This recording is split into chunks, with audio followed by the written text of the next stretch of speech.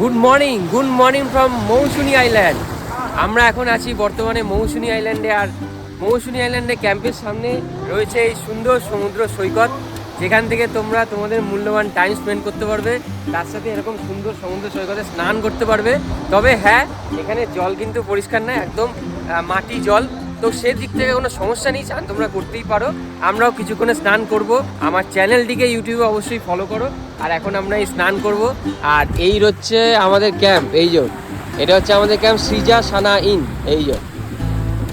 আর অসাধারণ লাগছে, দেখো আমি একাই নেমে গেছি, আমার বন্ধু বান্ধবরা বেশিরভাগই হয় ঘুমাচ্ছে, নাহলে কেউ নামবে না। তবে আমার কিন্তু সমুদ্রের সামনে আসলে একবার হলেও নামতে ইচ্ছা করে, তাই জন্য কিন্তু এই একদম নেমে গেছে। আর এইখানে বিচ কিন্তু বালির বিচ না, এটা কিন্তু একদম মাটির বিচ।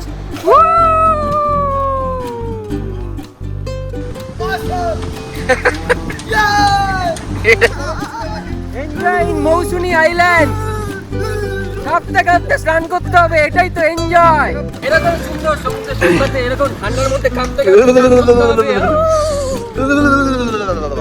আর এই দেখতে পাচ্ছ, এই হচ্ছে নামার জায়গাটা। নামার জায়গাটা কিন্তু খুব একটা বয়স্ক মানুষদের জন্য সেফ না, আর ওখানে সরই দাঁড়িয়ে রয়েছে দেখো। আর এই পাশে কিন্তু প্রচুর ক্যাম্প রয়েছে, এই আশেপাশে আমাদের এই ক্যাম্পের আশেপাশে রয়েছে প্রচুর ক্যাম্প এই পাশটায়।